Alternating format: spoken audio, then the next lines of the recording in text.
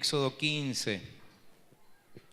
Les recuerdo que estamos recorriendo los distintos desiertos, lugares, ¿sí? que pasó el pueblo de Israel cuando salieron de Egipto.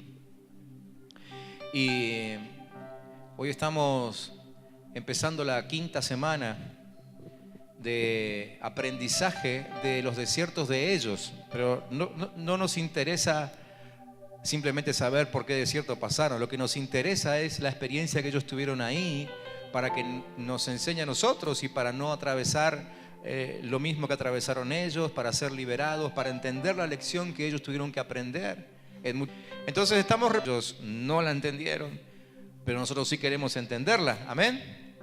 Entonces estamos repasando cada uno de esos desiertos y esta semana vamos a estar hablando del desierto de Elim, el desierto de Elim, que se encuentra allí en el capítulo 15 de Éxodo. Recuerden que cada día tenemos un devocional en nuestro Facebook de la iglesia para que podamos compartir juntos, ¿sí? Y estar orando con un mismo motivo. El devocional de cada día tiene que ver con este desierto, ¿sí? Están allí en Éxodo capítulo 15, versículos 22 en adelante. Dice que Moisés les ordenó a los israelitas que partieran del Mar Rojo y se internaran en el desierto de Shur. Esto ya lo leímos el domingo pasado. Y los israelitas anduvieron 3 días por el desierto sin hallar agua. Llegaron a Mara, ¿se acuerdan? Lo vimos el domingo pasado, y los que van haciendo los devocionales todos los días estuvimos hablando de Mara esta semana. Lugar que se llama así porque sus aguas son amargas. Y no pudieron apagar su sed allí. Comenzaron entonces a murmurar en contra de Moisés y preguntaban: ¿qué vamos a beber? Moisés clamó al Señor y le mostró un pedazo de madera. ¿Se acuerdan que dijimos que en otras versiones dice arbusto, en otras dice al agua? Y al instante lo que importa es lo que Dios hizo, ¿sí? Dice, el cual echó Moisés al agua y al instante el agua se volvió dulce. Eso es lo que importa. En ese lugar el Señor los puso a prueba y les dio una ley como norma de conducta. Y les dijo: yo soy el Señor su Dios. Si escuchan mi voz y hacen lo que yo considero justo, y si cumplen mis leyes y mandamientos, no traeré sobre ustedes ninguna de las enfermedades que traje sobre los egipcios. Yo soy el Señor que les devuelve la salud. Después los israelitas llegaron a Elim, donde había 12 manantiales y 70 palmeras, y acamparon allí cerca del agua. Toda la comunidad israelita partió de Elim y llegó al desierto de Sin, que está entre Elim y el Sinaí. Esto ocurrió a los 15 días del mes segundo, contados a partir de su salida de Egipto. Así que salieron de ese lugar que se llamaba Mara. En realidad ellos le pusieron ese nombre porque se encontraron de sorpresa con las aguas amargas. Claro, después de 3 días de andar caminando por el desierto y de querer tomar aunque sea una gota de agua, se encontraron con aguas que eran amargas. Por eso las condenaron con ese nombre, ¿no? Bueno, de eso ya hablamos el domingo pasado. Si alguno no pudo estar, por favor, busque el video en YouTube o en Facebook y ahí lo van a poder repasar, ¿sí? Y en ese lugar Dios le dio una gran lección. ¿Se acuerdan que hablamos de eso, no? Que hayan tomado agua. Salieron de ese lugar. Lo interesante es que el texto no nos dice en ningún momento que hayan tomado agua en Mara. Dios les dio la lección de que el agua podía ser transformada, el agua amarga podía ser transformada en agua dulce. Pero la verdad es que no sabemos si tomaron o no tomaron de ese agua. La cuestión es que salieron de ahí y llegaron a Elim, y donde ahí sí se quedaron unos días, ¿sí? Tomando quizá del mejor agua del desierto. De ese desierto tenemos que hablar hoy. Ustedes leyeron junto conmigo lo que dice el texto, ¿no? Que llegaron a Elim, que es un lugar que tiene, o tenía por lo menos en aquel tiempo, 70 palmeras y 12 fuentes de agua. Y listo. Y se nos terminaron los datos de Elim, ¿sí? Así que cuando yo repasaba el pasaje esta semana, yo decía: Señor, ¿y ahora de qué me disfrazo? ¿De qué predico? Si no dice nada de Elim. Pero bueno, en esa búsqueda, en realidad el Señor me mostró que tenemos 3 mensajes para oír de este desierto de Elim. 3 mensajes, miren, a falta de uno, 3, que necesitamos escuchar, y de eso quiero hablarles en los próximos minutos. El primero de esos mensajes es para los que hoy viven en amargura. ¿Se acuerdan? La semana pasada, aguas amargas, ¿sí? Hablamos de la amargura.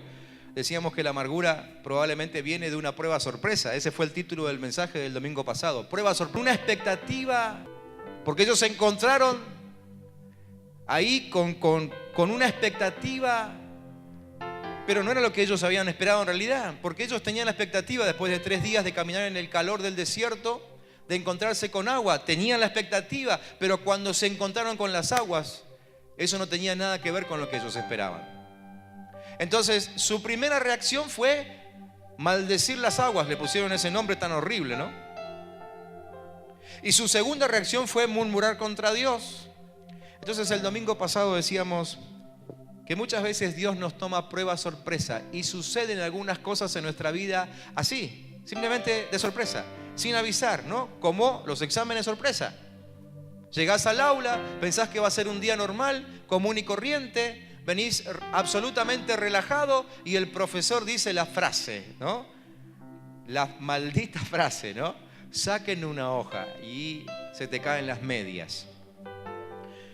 Así son también las pruebas sorpresa de parte de Dios. Cuando menos lo pensás, cuando te parece que todo va a ser normal, ahí aparece algo que no lo esperabas. Decíamos el domingo pasado, tenemos que estar listos a que Dios nos tome una prueba sorpresa en cualquier momento. En cualquier momento. En cualquier momento algo puede pasar con nuestra vida. Nuestra vida está bajo el control de Dios. A Él no se le escapa nada. Todo está contemplado por Él. Él lo sabe todo de antemano. Los que no lo sabemos somos nosotros. Por eso hablamos de... Y cuando nos levantamos a la mañana, nunca sabemos bien cómo vamos a terminar el día. Por eso hablamos de las pruebas sorpresa. Entonces, el primer mensaje que nos enseña el desierto de Elim es este. Es para aquellos que viven en amargura. Y el primer mensaje es este. De la amargura se sale. De la amargura se sale. Ellos no se quedaron en Mara. Mara pasó. No hay ninguna amargura que sea eterna.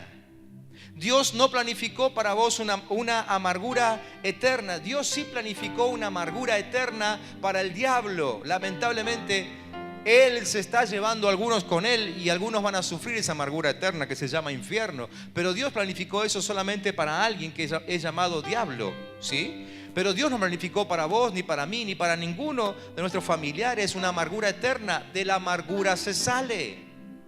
De los tiempos difíciles se salen, y aunque sean una prueba sorpresa, como decíamos el domingo pasado, de ahí se sale. ¿Cuántos de ustedes atravesaron una prueba sorpresa en el secundario? Los de la primaria no sé si cuentan, capaz que no te acordás, ¿no? Pero ¿cuántos atravesaron prueba sorpresa en el secundario? ¿Salieron o no salieron? ¿Sí? O por eso abandonaron la escuela y nunca más fueron. Y vinieron otras, y siempre estabas igual que el anterior, sin prepararte, ¿no? Se sale. La prueba se sale. En el caso de Israel, ellos no aprobaron la prueba sorpresa, pero Dios aprovechó esa instancia, esa situación, y les llamó la atención y les dijo: no puede ser que ustedes se comporten así, escuchen lo que yo digo. ¿Por qué Dios les decía eso? Porque Dios ya les había hablado y les dijo: confíen en mí, yo los voy a llevar a la tierra prometida. Pero en la primera de cambio, en la primera situación difícil para ellos, se quejaron, se olvidaron de quién dependían. Entonces volvió Dios a hablarles y a reprenderles y a exhortarles y decirles: confíen en mis palabras, sigan mis estatutos, obedezcan mis mandamientos. Y Dios les dijo algo muy importante, les dijo: si escuchan mi voz y hacen lo que yo considero justo, y si cumplen mis leyes y mis mandamientos, no traeré sobre ustedes ninguna de las enfermedades que traje sobre los egipcios. Yo soy el Señor que les devuelve la salud. Ese día ellos tuvieron que aprender una lección, ¿sí? Claro, lo que pasa es que cuando uno está en medio de la amargura parece que es eterna, ¿no es cierto? ¿A cuántos les pasó eso? Estar en medio de un momento crítico y les parece que es eterno. ¿sí? A veces y quizá muy seguido para nuestro gusto, ¿no? Últimamente escuchamos en la televisión el testimonio de aquellos que fueron asaltados, ¿no? Y los periodistas suelen preguntar, ¿y cuánto duró todo eso? Y la gente que dice, y ella se encargó, fue eterno. Hace poco escuchaba a una de esas mujeres y ella se encargó de aclarar, dijo, mira, fue muy poco, fue 1 minuto y medio, pero para nosotros fue eterno. Y es así, cuando estamos en angustia parece que la amargura fuese eterna, parece que no se termina nunca, ¿no es cierto? Pero eso es lo que también quiso decir el profeta Isaías en el capítulo 43, el versículo 2. Él decía, cuando cruce las aguas, yo estaré contigo. Cuando cruces los ríos, no te cubrirán sus aguas. Cuando camines por el fuego, no te quemarás, ni te abrazarán las llamas. Fíjense, el profeta está hablando de la amargura, está hablando de la angustia, está hablando de la tristeza. Él nunca dice, nunca se promete en la palabra que no pasaremos por angustias. Y el profeta se encarga de aclararlo. Él dice, cuando pases, o sea, vamos a pasar.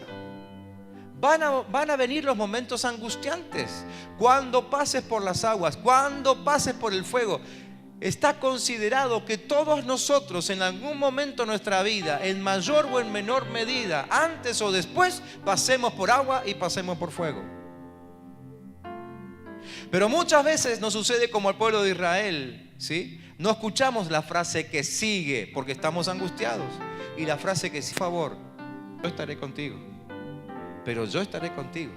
Pero yo estaré contigo. Por favor, tómense un segundo, un flash de memoria. Recuerden su momento de angustia. Recuerden su tristeza. ¿Acaso no estuvo Dios ahí? ¿Sí estuvo o no? ¿Cuántos pueden decir sí estuvo?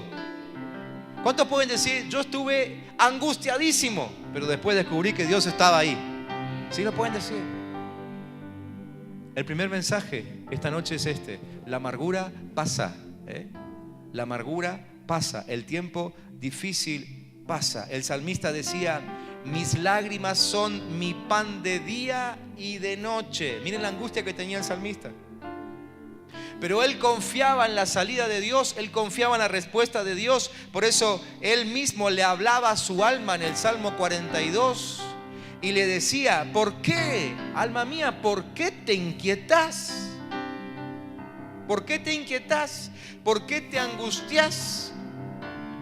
Decía David, en Dios pondré mi esperanza y todavía lo alabaré. Él es mi Salvador y mi Dios. Cuando escribió el Salmo 42, la angustia todavía no había pasado, pero él ya declaraba que iba a pasar. ¿Cuántos pueden declarar? Mi angustia pasará. Mi angustia, pero díganlo en serio. Si no quieren, no levanten la voz, pero díganlo en serio. Díganlo para adentro, díganlo de corazón, díganlo. Mi angustia va a pasar. Mi angustia va a pasar. ¿Cuántos se acuerdan de Job? Así lo prometió, porque Dios es fiel. ¿Cuántos se acuerdan de Job? Ese sí que atravesó una angustia tremenda, ¿no? Job estaba bárbaro. Dios lo había bendecido de una forma increíble. Tenía posesiones, tenía una preciosa familia. Es más, la historia bíblica nos hace ver en su libro que parece que todos los días estaban de fiesta, ¿no? De tan bien que la pasaban con Dios, hasta que un día a Dios se le ocurrió decirle al diablo, ¿consideraste a mi siervo Job? Y ahí se armó una ida y vuelta entre Dios y el diablo le dijo, sí, lo consideré, pero no lo puedo tocar. No lo puedo tocar porque vos lo cercaste todo alrededor. Déjame que lo toque un cachito, entonces vamos a ver qué pasa, a ver si no te niega. Y Dios le dijo, bueno, anda, solamente no toques su vida, pero haz lo que quieras a su alrededor. Y empezaron las angustias, se le murió un hijo, se le murió otro, perdió todo el ganado, perdió toda su riqueza, perdió todo, quedó en la nada. Y encima de todo vienen 3 amigos que parece que lo hundían cada día más, ¿no? Y el remate de todo, la esposa, ¿sí? La esposa, esa sí que la mandó al infierno mismo, ¿no es cierto? Que le decía, ¿por qué no maldecís a Dios y te morís de una buena vez? Claro, el tipo tenía lepra, ya no lo quería al lado de ella seguramente, ¿no? Pero Job se mantuvo firme en la fidelidad de Dios. Sus labios nunca maldijeron a Dios. Terminó diciendo en el capítulo 42, versículo 5. Él dijo: de oídas te había oído, pero ahora te he visto con mis propios ojos. Miren, la amargura pasa, pero ¿saben qué hace la amargura? Nos hace conocer a Dios de una manera como antes no lo habíamos conocido. Job era un tipo que se llevaba las 1000 maravillas con Dios. Probablemente en su época no había otro, porque Dios mismo testificó de eso. No había otro que sabía tanto de Dios como Job. Pero al final de su experiencia angustiante, él dijo: la verdad que lo que yo sabía no significa nada al lado de lo que hoy sé de mi Dios. La angustia hace eso. La amargura pasa.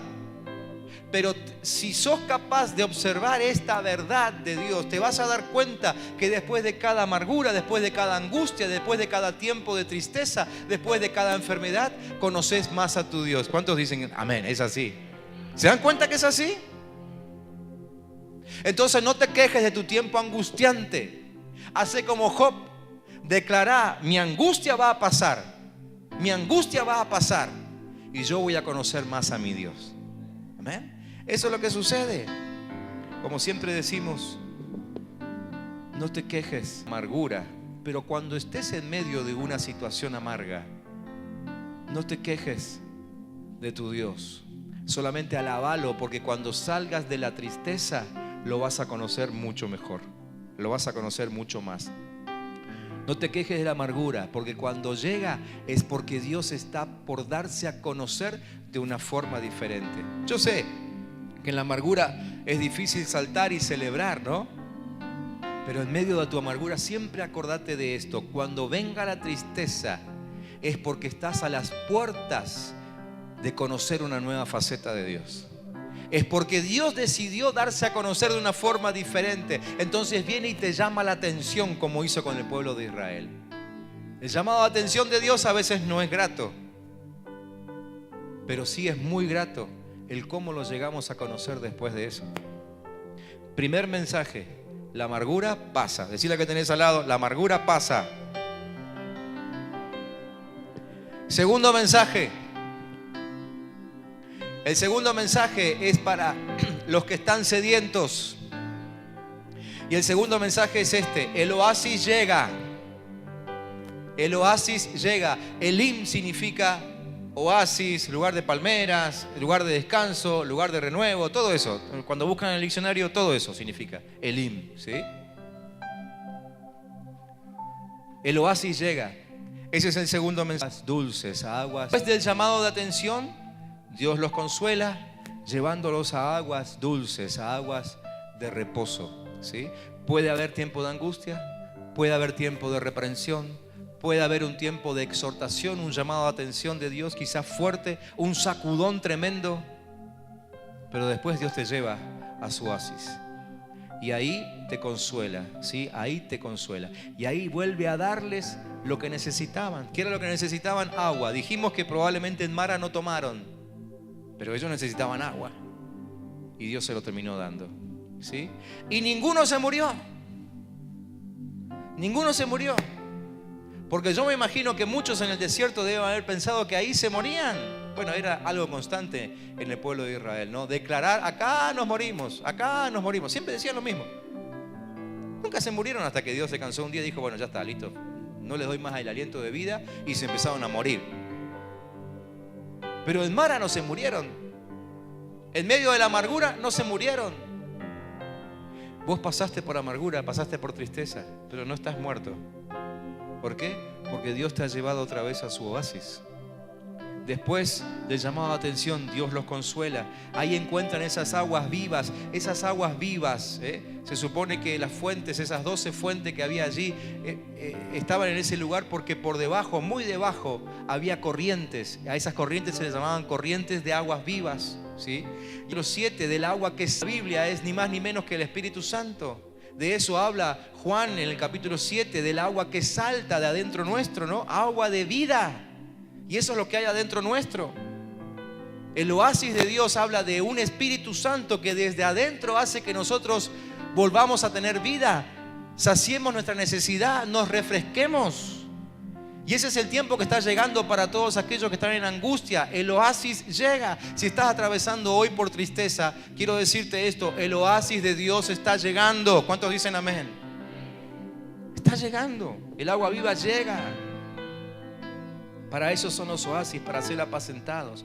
Me pareció muy interesante pensar en esto. Cuando yo estaba leyendo, leía y releía el pasaje para poder sacar algo en concreto. Y una de las frases que llegó allí en medio de la lectura es esta: ese lugar ya estaba de antes ahí. Porque no fue un acto de magia.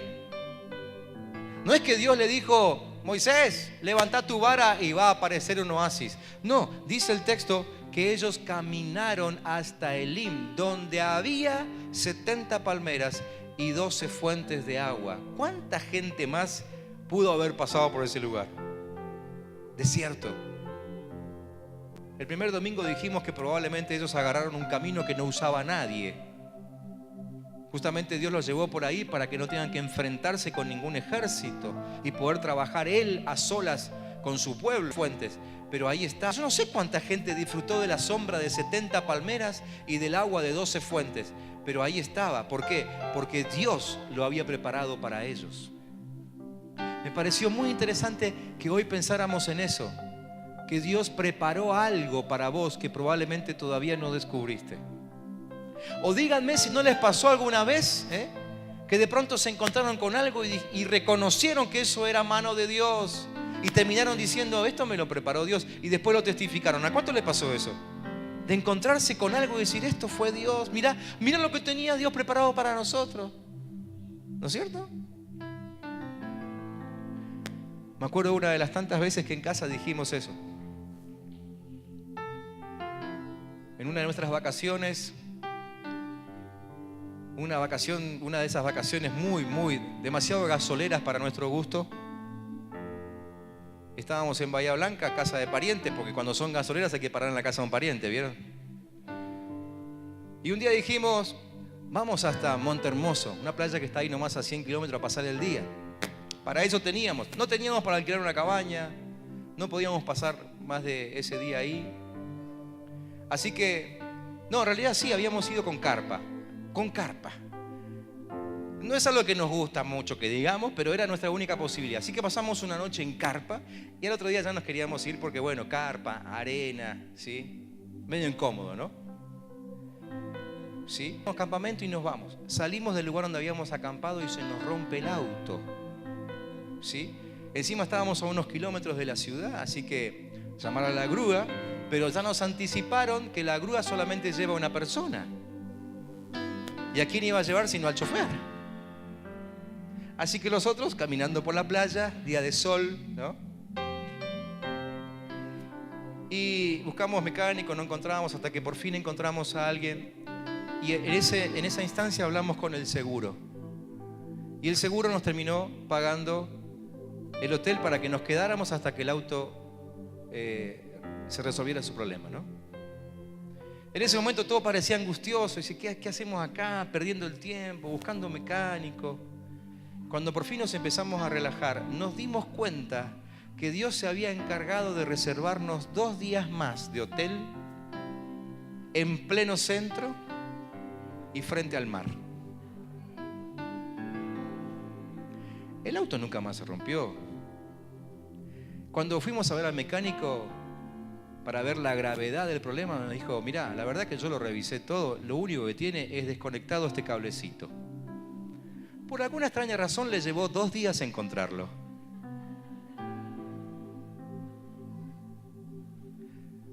¿Me entienden? Para nosotros, me incluyo, es lo más fácil quejarnos inmediatamente y angustiarnos como sacerdote del hogar, ¿no? Y sobre todo, yo me incluyo personalmente, porque uno como sacerdote del hogar, ¿no? Uno se siente responsable por el bien de toda la familia y a uno le preocupa. Pero Dios ha preparado oasis para nosotros con anticipación.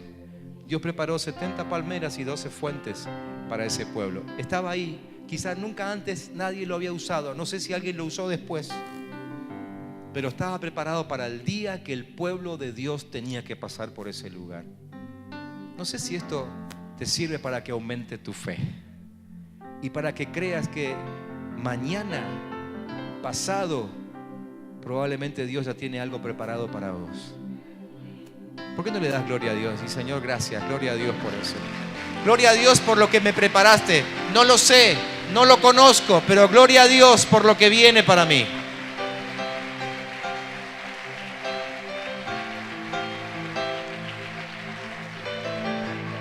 Muchas veces estamos tan preocupados por el desierto en el cual estamos que solo vemos desierto.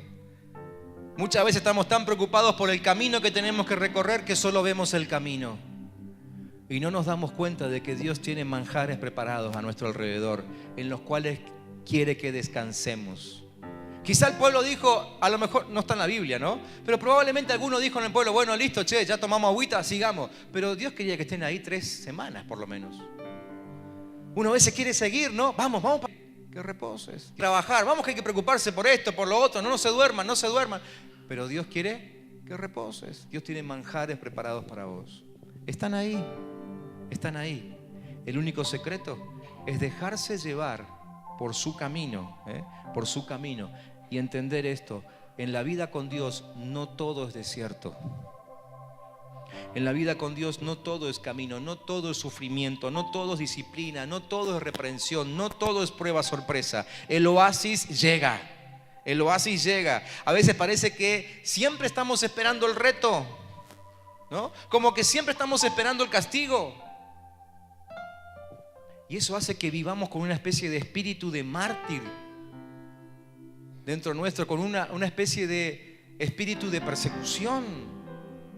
Como que cualquier cosa que se nos dice es un reto, es una disciplina. Y no, muchas veces lo que Dios te dice es simplemente para volver a encauzarte en el camino que Él preparó para que te encuentres con su oasis.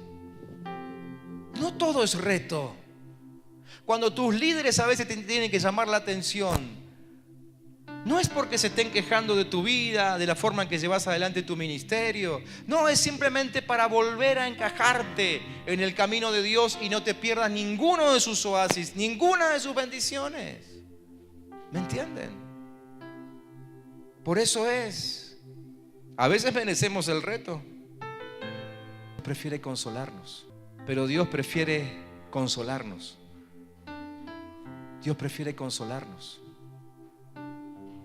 El pueblo de Israel se merecía el reto por su murmuración, pero Dios prefirió consolarlos. Y yo no sé por qué. Yo no sé por qué Dios muchas veces prefiere consolar. Claro, a mí me gusta cuando Dios me va a consolar a mí, después que me mandé una macana, ¿no? Entonces estoy totalmente de acuerdo con su consolación. Ahora, cuando yo veo que otro se mandó una macana y Dios lo consuela, me pongo como loco. ¿Les pasa? ¿Les pasa, sí o no? Sí, a todos nos pasa, ¿no? Que decís, pero ¿por qué tanta misericordia con semejante pecador? No sé por qué. Hoy no tengo revelación para decirte por qué. Lo que sí sé es que Dios prefiere consolarte. Dios prefiere consolarnos. Dios prefiere consolar al pecador, al que se equivoca, al que murmura. Quizás Dios tiene una expectativa con tu vida y con la mía y Él dice, bueno, si ahora lo consuelo, quizá la próxima actuará diferente. No sé qué pasa por la cabeza de Dios. ¿Se acuerdan de Jonás? Jonás era un predicador de la palabra que quizá llegó a ver el avivamiento más grande en su época, porque una ciudad entera, no hay registro de que una ciudad entera se haya convertido a Dios en aquel tiempo. Nada, con los ninivitas, ¿no? Y Dios lo mandó a predicar a Nínive, pero él no quería saber nada con los ninivitas porque eran sus enemigos. ¿Se acuerdan toda la historia, no?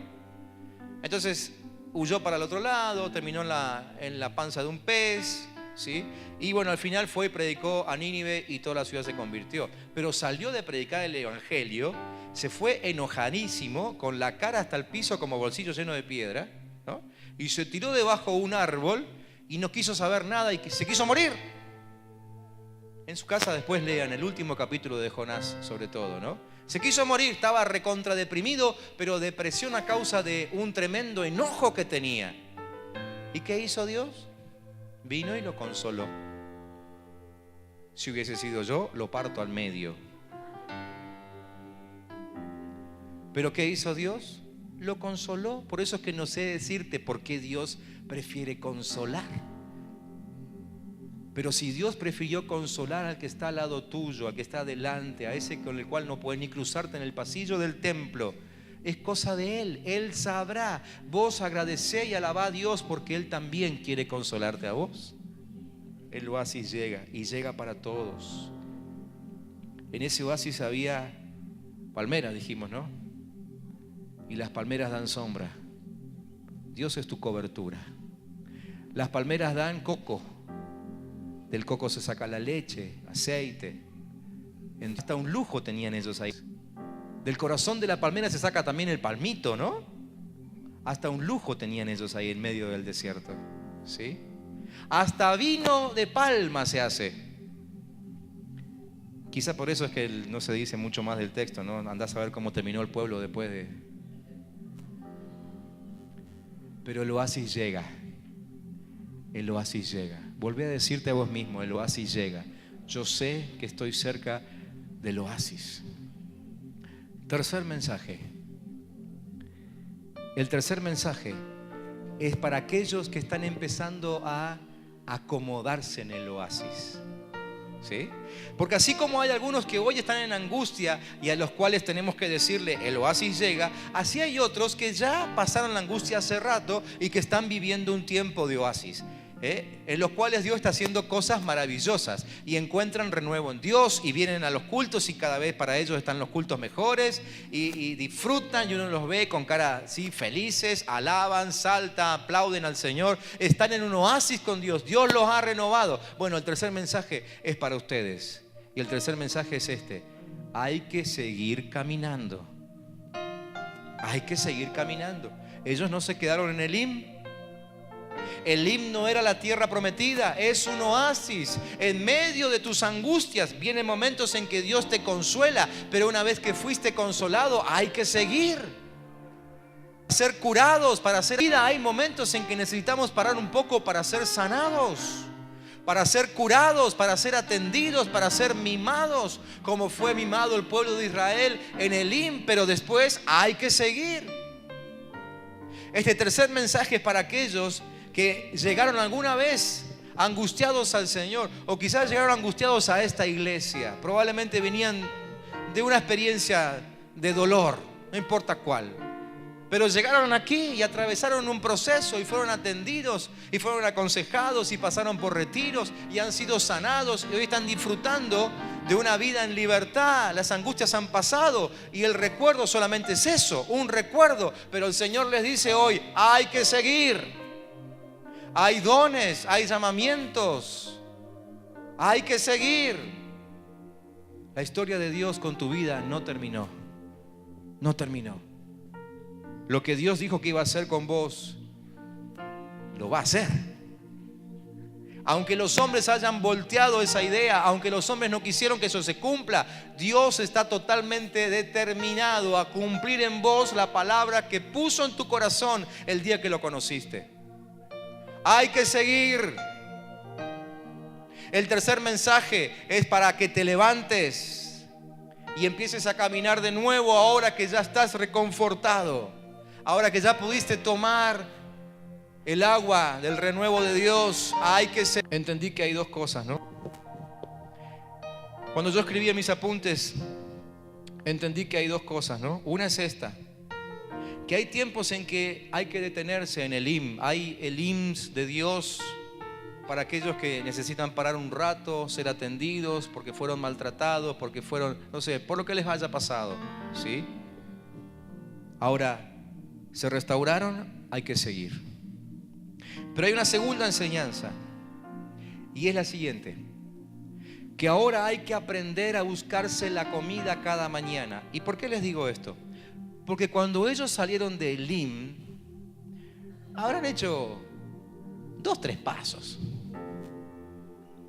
y ya tuvieron hambre otra vez. Y otra vez, no sé si fue una nueva prueba sorpresa de Dios o no, pero otra vez sacaron cero. Otra vez no manifestaron lo que habían aprendido hacía unos días nada más. Y volvieron a murmurar.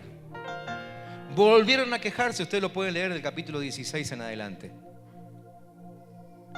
Y entonces Dios habló con Moisés y le dijo: a partir de mañana yo les voy a dar una comida que ustedes nunca conocieron y que ni sus antepasados conocieron. ¿Sí? Una comida de la cual se van a asombrar. Y de ahí viene el nombre de la comida. ¿Se acuerdan cuál fue la comida que Dios le dio? Pues sí, maná en hebreo significa, ¿qué es esto? Eso significa en hebreo. Pues ellos no sabían qué era. Una cosa rara, ¿no? Así que Dios le dijo a Moisés: mañana yo voy a enviar pan del cielo. Voy a mandar este maná. Pero ustedes tienen que salir cada mañana a buscarlo. A ver si entendieron mis palabras, dice Dios. Van a salir todos los días durante 6 días. Pero el último de los 6 van a buscar doble porción. Porque el séptimo día, que es mi día, no van a buscar nada. Entonces, volvemos atrás. Elim. En Elim también tenemos que aprender esto. Que llega un tiempo en que tenemos que empezar a buscarnos la comida por nosotros mismos. El Señor nos ha apacentado, el Señor nos ha consolado, el Señor nos ha sanado, el Señor restituyó nuestras fuerzas, el Señor devolvió llamamientos, devolvió dones, devolvió habilidades, el Señor devolvió alegría, el Señor devolvió familia, el Señor devolvió tanto. ¿Y para qué es todo eso? Para que entiendas que a partir de ahora se espera que estés un poco más crecido, por lo menos al punto de buscarte tu propia comida. Ya no dependiendo de que otro te ponga la comida en la boca, ya no dependiendo de que otro ore por vos, sino empezar a pararte y decir: bueno, ya está, yo fui consolado por el Señor, ahora voy a hacer yo lo mismo con otros. Así que te levantás y empezás a proveerte de tu propia comida.